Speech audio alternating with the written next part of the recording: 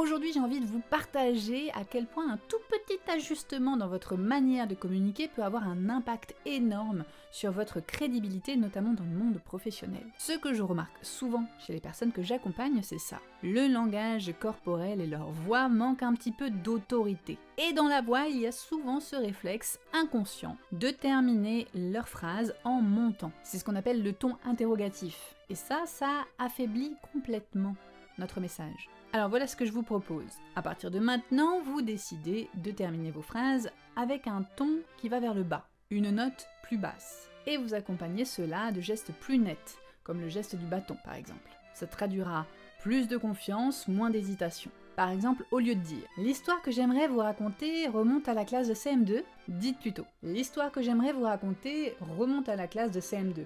Est-ce que vous entendez la différence? La première version monte et donne l'impression qu'on n'est pas tout à fait sûr de ce qu'on dit. La deuxième descend et donne de la solidité, du corps à vos mots. Ça c'est un tout petit détail mais c'est souvent chronique.